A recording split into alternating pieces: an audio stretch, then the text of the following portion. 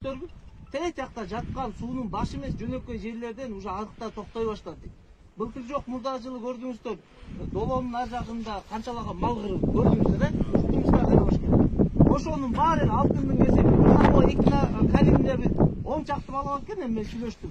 Ошолор эле чалып эле алар 1,5 метр касатты, анан кетип калат. Трактор киргенден 1,5 метр каспайт макет, ишенип койгула. Ал трактор киргенден эчтеке кыла албай калабыз.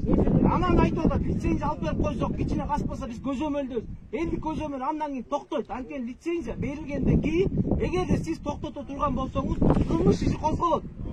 Мыйзам боюнча ошондой. Ошондой эле элдин моякта кворум жок, байкелер айтып атат, биз да айтабыз, кворум жок болгондон кийин эч кандай жанакинтип биз казып алабыз. Аны Экинардын жери эмес, анан ал Нарындын жери эмес, ал болгон Кыргызстандын жери, анан Калиндин жери деген балдар жүрөт. Аларды уктуңуздар, Ошолор ошондой болуп, жөн эле менчик кишидей сүйлөбөш керек. Ал мыйзам алдында жооп берет буюрса.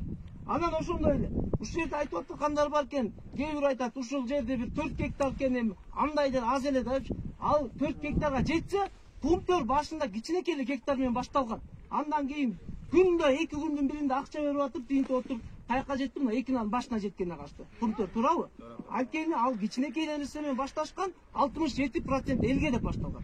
Бирок акыр түбү келип, азыр 67% өзлөрүнө, бизге 33% болуп калды. Анан ансаганда биз да ушинтип кенедейден келтирип отурсак, жетип того жетет булар. Пателе. Кытайды билесиз. Кытай болбосо Кыргызды деп. Кыргызбы, Кытайбы, Казакпы, өзүбүздүн балабы, Экинардын жери 1 метрин бербей иштеген сиздерге. Эч качан биз 1 метр жерди бербейбиз. Биз только элдин кызыкчылыгы үчүн мейли суу акса алабыз, акпаса токтотпайбыз. Эчтеке жер бербейбиз деген позицияда кайтпаш керек. Анан байкелер айтып атат, астына ушундай кээ бирөө берип алып, эт берип атат. Кээ бир активист балдарга акча берип коюшу мүмкүн. Андай болбош керек. Эртеңби, элби, жерби, эртеңки күнү баарыбыз жооп берчү күн келет. Ошол кезде өкүнүп калбаш керек. Кап балдарын өткөзүп берип койбой, ушул жерде талкалап салбай деп. Өлдүктөр өкүнүп отургандай кылбаш керек. Ошондой байкелер. Эң негизгиси баарыбыз бекем туралы. Калиндиктерди жаман көрбөңүздөр. Калиндиктерден деле көпчүлүгү менен сүйлөштүк. Ошол эле группадан деле мени колдогондор деле болду. Ошол жерде бир 10 чакты балага акча бергенби, же кандайдыр бир тууганыбы, бир 10 чакты бала эле ошентип ызылдап эле, анан биз касып салабыз, минип салабыз. Аны буюрса прокуратура деле карап беребиз деп атат. Assalamu alaikum, урматтуу туугандар, урматтуу бир туугандар, кыргызстандыктар. Мынакей бул өңгүнүн башында турган айыл эң акыркы айыл болуп эсептелет. Ушул жакта болгон 1000 гектардан ашык жери сугат менен. Бул жакта айткандай 40 миллион сом кетет экен, эгерде чөп жыйнашса. А булар 1 миллион 800 миң менен адамды алдайбыз деп атат. Андыктан мондай адамдар баардыгы тең каршы турат.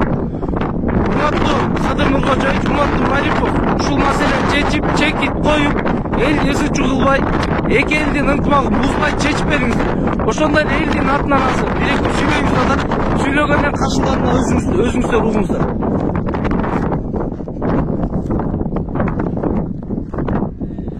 Экинардын эли биз каршыбыз.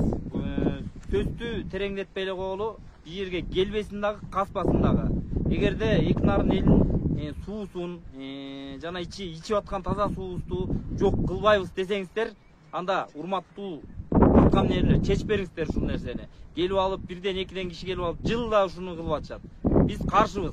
Каршыбыз.